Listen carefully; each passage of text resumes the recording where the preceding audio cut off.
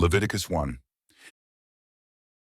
Then the Lord called to Moses and spoke to him from the tent of meeting, saying, Speak to the Israelites and tell them, when any of you brings an offering to the Lord, you may bring as your offering an animal from the herd or the flock. If his offering is a burnt offering from the herd, he is to present an unblemished male. He must bring it to the entrance to the tent of meeting for its acceptance before the Lord. He is to lay his hand on the head of the burnt offering, so it can be accepted on his behalf to make atonement for him.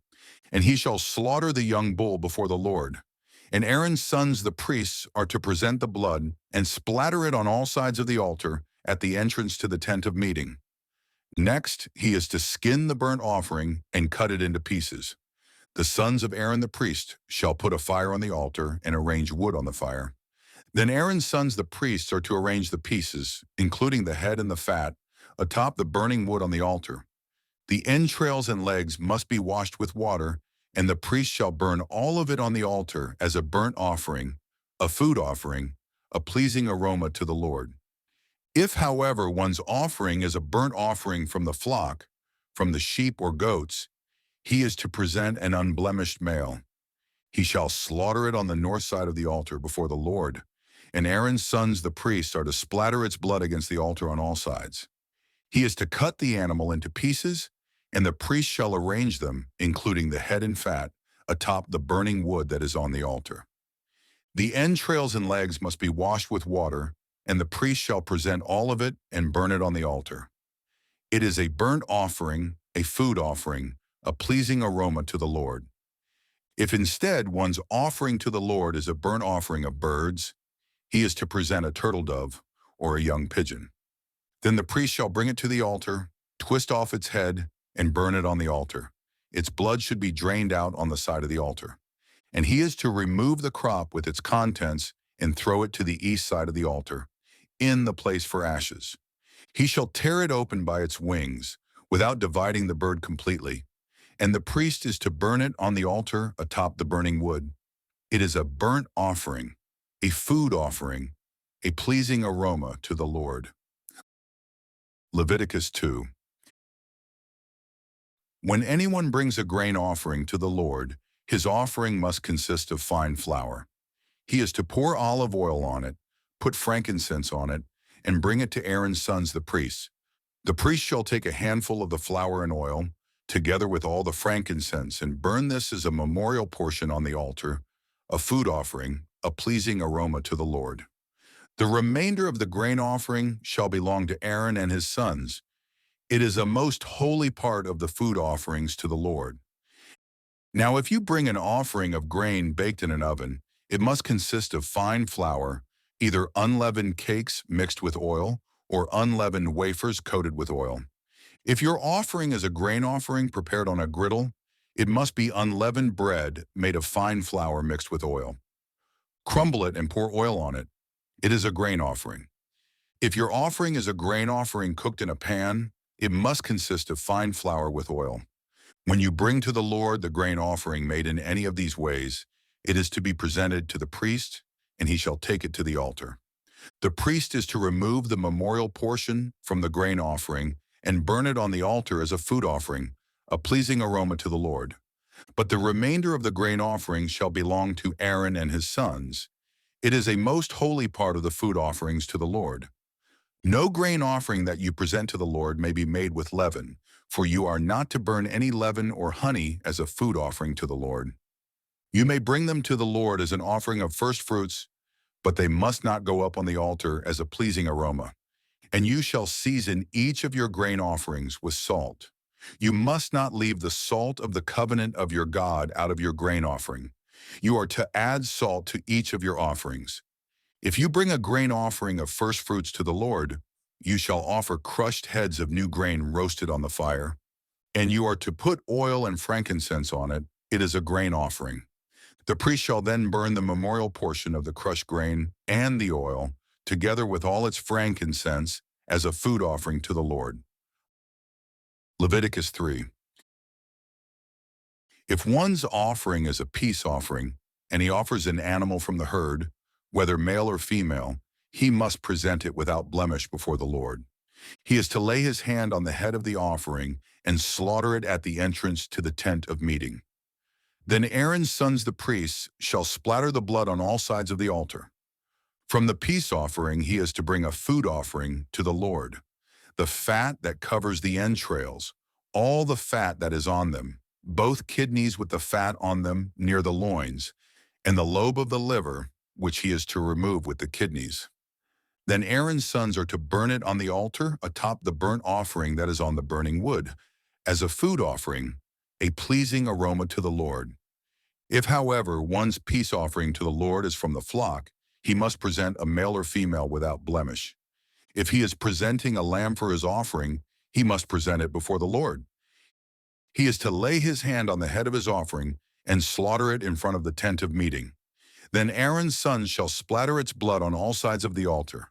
And from the peace offering he shall bring a food offering to the Lord consisting of its fat, the entire fat tail cut off close to the backbone, the fat that covers the entrails, all the fat that is on them, both kidneys with the fat on them near the loins, and the lobe of the liver, which he is to remove with the kidneys.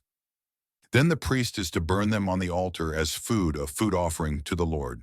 If one's offering is a goat, he is to present it before the Lord. He must lay his hand on its head and slaughter it in front of the tent of meeting. Then Aaron's sons shall splatter its blood on all sides of the altar. And from his offering he shall present a food offering to the Lord, the fat that covers the entrails, all the fat that is on them, both kidneys with the fat on them near the loins, and the lobe of the liver, which he is to remove with the kidneys. Then the priest is to burn the food on the altar as a food offering, a pleasing aroma.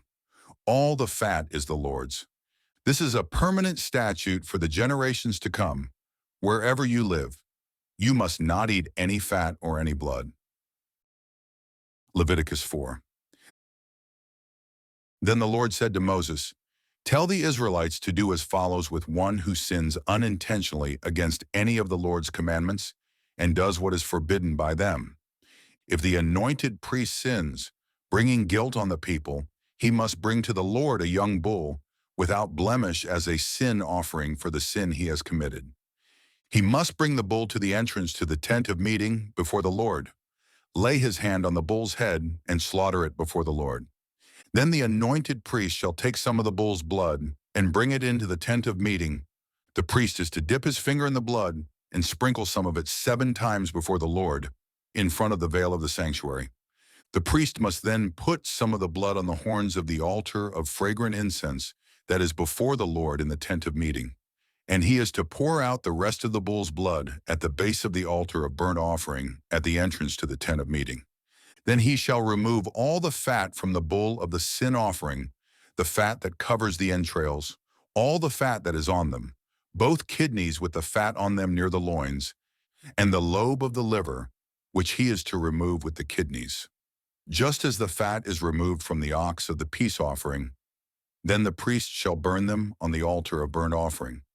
But the hide of the bull and all its flesh, with its head and legs, and its entrails and dung, all the rest of the bull, he must take outside the camp to a ceremonially clean place where the ashes are poured out, and there he must burn it on a wood fire on the ash heap. Now if the whole congregation of Israel strays unintentionally, and the matter escapes the notice of the assembly, so that they violate any of the Lord's commandments and incur guilt by doing what is forbidden, when they become aware of the sin they have committed, then the assembly must bring a young bull as a sin offering and present it before the tent of meeting. The elders of the congregation are to lay their hands on the bull's head before the Lord, and it shall be slaughtered before the Lord. Then the anointed priest is to bring some of the bull's blood into the tent of meeting, and he is to dip his finger in the blood and sprinkle it 7 times before the Lord in front of the veil. He is also to put some of the blood on the horns of the altar that is before the Lord in the tent of meeting, and he must pour out the rest of the blood at the base of the altar of burnt offering at the entrance to the tent of meeting. And he is to remove all the fat from it and burn it on the altar. He shall offer this bull just as he did the bull for the sin offering. In this way, the priest will make atonement on their behalf, and they will be forgiven. Then he is to take the bull outside the camp and burn it, just as he burned the first bull. It is the sin offering for the assembly. When a leader sins unintentionally and does what is prohibited by any of the commandments of the Lord his God, he incurs guilt. When he becomes aware of the sin he has committed, he must bring an unblemished male goat as his offering. He is to lay his hand on the head of the goat and slaughter it at the place where the burnt offering is slaughtered before the Lord. It is a sin offering. Then the priest is to take some of the blood of the sin offering with his finger, put it on the horns of the altar of burnt offering, and pour out the rest of the blood at the base of the altar. He must burn all its fat on the altar, like the fat of the peace offerings. Thus the priest will make atonement for that man's sin, and he will be forgiven. And if one of the common people sins unintentionally and does what is prohibited by any of the Lord's commandments, he incurs guilt. When he becomes aware of the sin he has committed, he must bring an unblemished female goat as his offering for that sin. He is to lay his hand on the head of the sin offering and slaughter it at the place of the burnt offering. Then the priest is to take some of its blood with his finger, put it on the horns of the altar of burnt offering, and pour out the rest of the blood at the base of the altar. Then he is to remove all the fat, just as it is removed from the peace offering, and the priest is to burn it on the altar as a pleasing aroma to the Lord. In this way, the priest will make atonement for him, and he will be forgiven. If, however, he brings a lamb as a sin offering, he must bring an unblemished female, and he is to lay his hand on the head of the sin offering and slaughter it as a sin offering at the place where the burnt offering is slaughtered. Then the priest is to take some of the blood of the sin offering with his finger, put it on the horns of the altar of burnt offering, and pour out the rest of its blood at the base of the altar. And he shall remove all the fat, just as the fat of the lamb is removed from the peace offerings, and he shall burn it on the altar, along with the food offerings to the Lord. In this way, the priest will make atonement for him for the sin he has committed, and he will be forgiven. Leviticus 5. If someone sins by failing to testify when he hears a public charge about something he has witnessed, whether he has seen it or learned of it, he shall bear the iniquity. Or if a person touches anything unclean, whether the carcass of any unclean wild animal or livestock or crawling creature, even if he is unaware of it, he is unclean and guilty. Or if he touches human uncleanness, anything by which one becomes unclean, even if he is unaware of it, when he realizes it, he is guilty. Or if someone swears thoughtlessly with his lips to do anything good or evil, in whatever matter a man may rashly pronounce an oath, even if he is unaware of it, when he realizes it, he is guilty in the matter. If someone incurs guilt in one of these ways, he must confess the sin he has committed, and he must bring his guilt offering to the Lord for the sin he has committed, a female lamb or goat from the flock as a sin offering, and the priest will make atonement for him concerning his sin.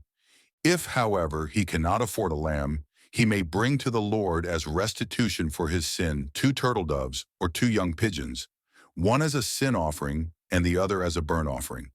He is to bring them to the priest, who shall first present the one for the sin offering. He is to twist its head at the front of its neck without severing it.